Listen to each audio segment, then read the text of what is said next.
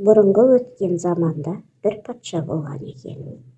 Оның әрбір бұйрығын халқы екпей уақытысымен орындап отырған екен. Бір күні патша: менің халық пайдасына еткен әмірім нақпа-нақ келіп, халқым да мені жақсы көреді дейді. Сондықтан да мен олардың пайдасын ойлаймын.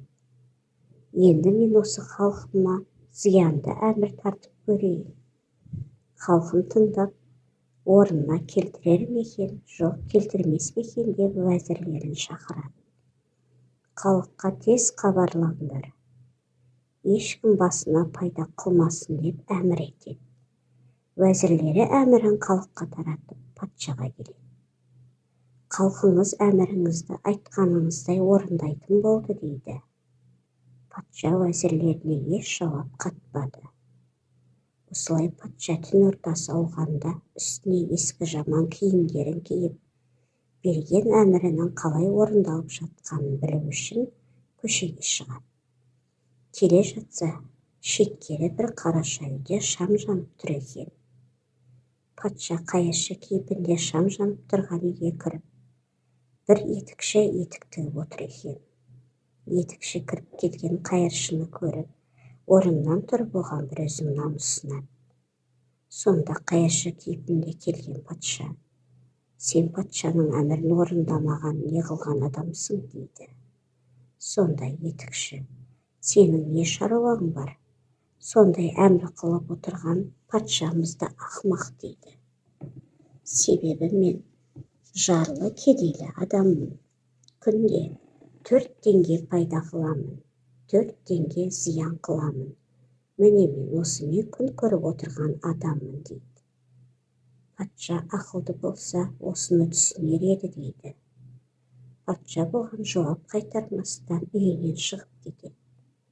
Патша үйіне келіп 4 уәзірін шақырып алады. Сендерді басқалардан ақылы көп деп уәзір етіп едім. Енді менің сендерге қоятын сұрағым бар.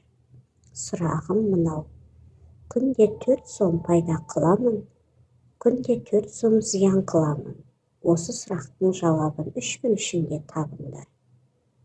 Таппасаңдар, табатын адамды табыңдар. Оны да таппасаңдар, бастарыңды аламын дейді. Сонда жазадан құтыласыңдар дейді. Уәзірлері 3 күн ішінде сұрақтың жауабын шеше алмай, шешетін адамды да таба алмай, 4 уәзір қашуға дайындалып жатқанда, баяғы етікші уәзірлерге келеді. Мен патшаның сұрағының жауабын таптым. Сендер маған орнына не бересіңдер дейді. Уәзірлер: 4000 ділдә береміз дейді. Екінші уәзірден 4000 ділдәні санап алып, олармен бірге патшаға келеді. Тақсыр, мен етік тігіп әр күн 4 сом пайда, 4 сом зиян қыламын. Оның себебі бұлай дейді. 1 сомды қарызыма беремін, 1 сомды ескі қарызыма төлеуге беремін, 1 сомды құдыққа тастаймын, ал 1 сомды әйелім екеумізге жұмсаймын депті. Сонда патша: әйеліңмен екеуіне жұмсалған ақшаны бәріміз түсіндік.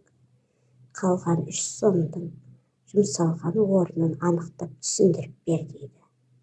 Бұл сөзге етікші былай деп жауап қатады: 1 сомды қарызға берем дегенім, қартайғанда өзімді асырайсын деп балама беремін. 1 сомды ескі қарызыма берем дегенім, өзімді жасымда асырап баққан кәрі әке-шешеме беремін. Енді 1 сомды құдыққа тастайым дегенім, күйеуімен тұрмай қайтып келіп отырған қызым бар, соған беремін деген екен.